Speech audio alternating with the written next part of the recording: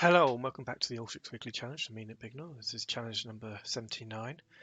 This is a find the closest prime number. So if any of you haven't seen this before, this is where I take on one of the Alteryx Weekly Challenges and I record myself doing it, and hopefully I get to the end and work out what the answer is, and hopefully you enjoy watching it.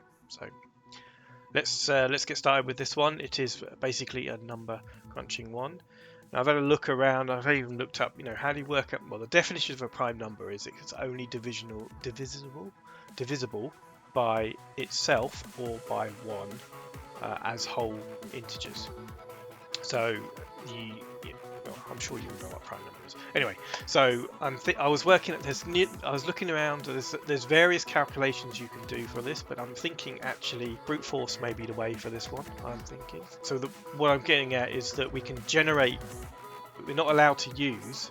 Right, we're not allowed to use a lookup without using a lookup table. So I'm thinking that we generate the prime numbers, and then we see if the number that's been inputted is where it's closest to. That's all I'm thinking here. So let's start by generating rows. That's how we generate it. So let's look at let's call this prime, although it may not be at the end. Bring in prime. All we want to do is generate this prime number, and we want to do. Let's start off with 100. We'll probably increase it for the actual thing, but that will take quite a long time to run. Thinking for now we start with 100 and we just generate some rows. Now in here we've got just a starter number of 100, and over here we've got the number that we want as an input. By the way, we've got to create a macro to do this, or an app, and then the closest prime number. So we'll start off with that. Now we have a list of 1 to 100. Now what I'm thinking now is that we basically work out all the numbers up to the number in each row as an additional row, and then we divide one by the other, and if it is an integer then we count it. If it isn't, then we don't. So we'll call this int, just for want of a better word, and then we'll basically take the int field, and we want it to be less or equal to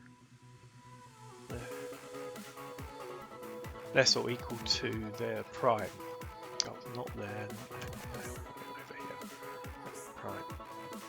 Okay, so, and then we want this to be the actually sort out this multi-row formula to be the same as the new formula. It's a bit awkward to use, but okay, so now that's going to generate a load of rows. So 5,000 rows. As you can see, we've got 1 and 1 and 2 and 2, 3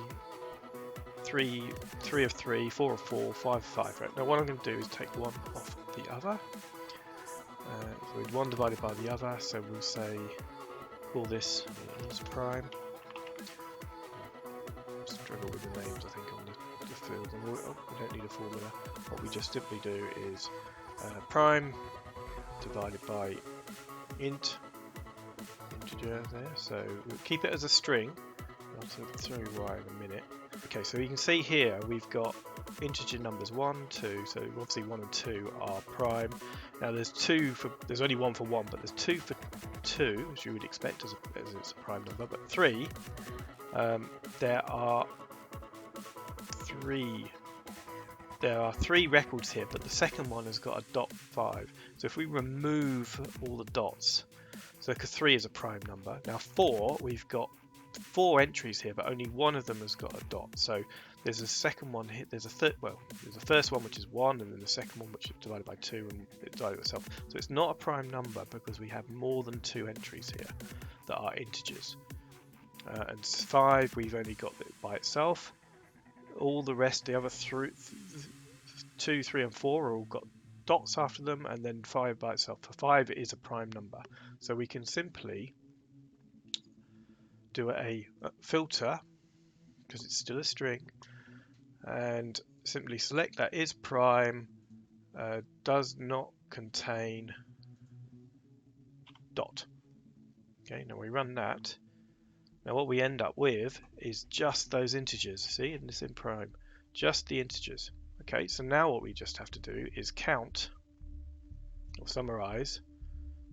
We want to count the prime number, so group by, and then we want to count the rows. So it's as simple as that.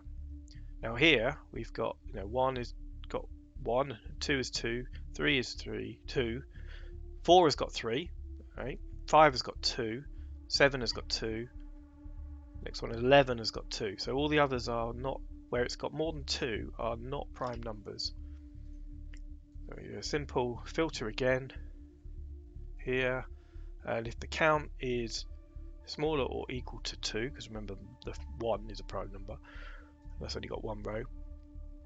Everyone else, all the other prime numbers will have 2 rows, see, up to it. So we've got a list of all the prime numbers from 1 to 100. So there we go. So we now have our list of prime numbers here. So we can get rid of the, let's get rid of the count because we don't need that anymore. Nope, that's a sort. I didn't want to sort, I wanted to select. So let's get rid of the count. So we're now just left with a list of prime numbers. Now what we can do now is append the input number to the prime number, well, or the other way around. So if we run that, we've now got, oh, why didn't it like that? There are more than 16 records in the source.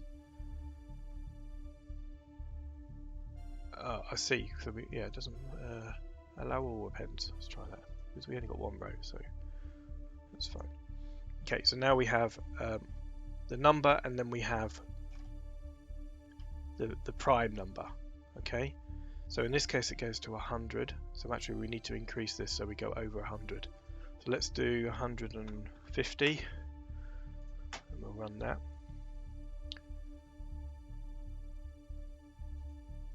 Okay, so now we have numbers over 150. Now we need to work out which is the closest to 100. So if we just minus that, well, that minus that, and then work out what's the closest to 0. Yeah, so I'm thinking we just do we'll call it closest.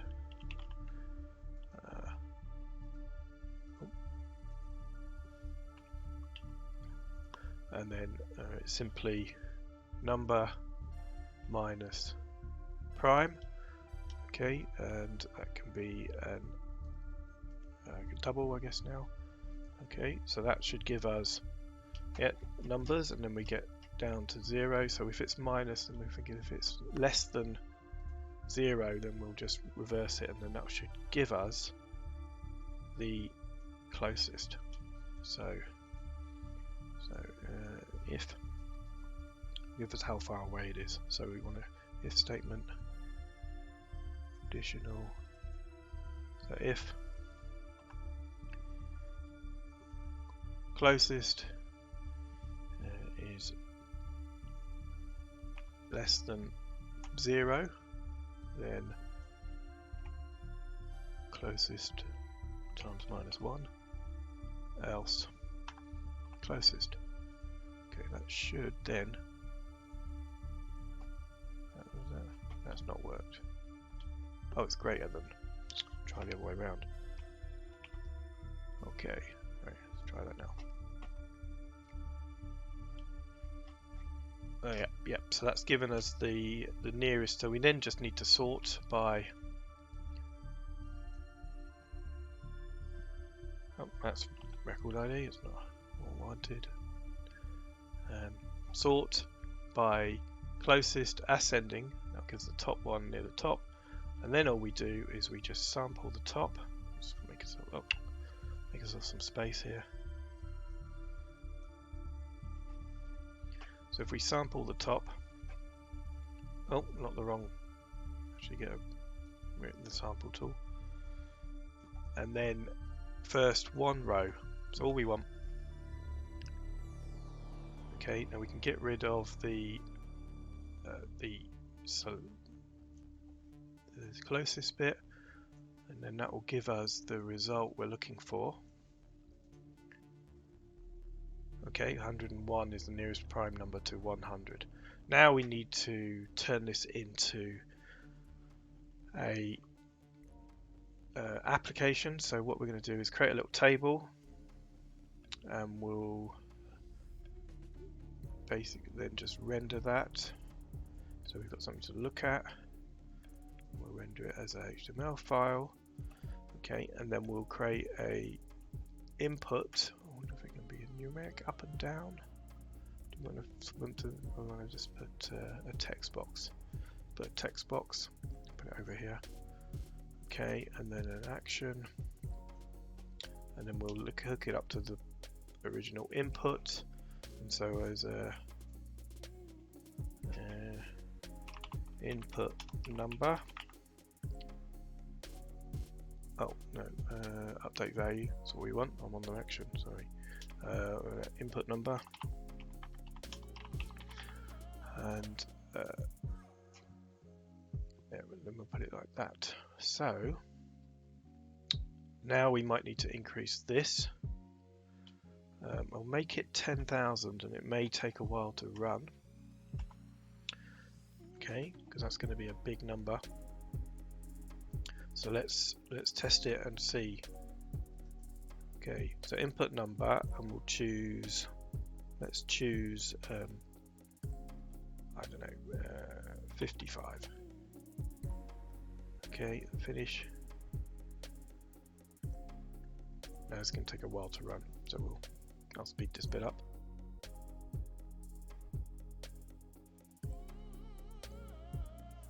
Okay, so we've got a result. Open it, and we've got 100. It did not update the right thing. That's not good. Okay, so what's going on there?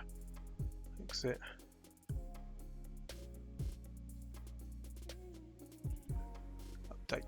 Update cell. I was messing around with that. That's what broke it. Okay, let's change this to just to check it works. Back to let's change it back to 150, and we'll do a new number. See if it's quicker. Let's try 122. Okay, now we've got an output. There we go. Right, number 122, and the prime number is 127. Okay, so that's better. And then if we can increase this. I'm not going to, because it takes forever to run, as you saw. And but we can increase this to 10,000. It does run through. It doesn't crash, and we're good to go. Thank you very much for watching. See you again next time.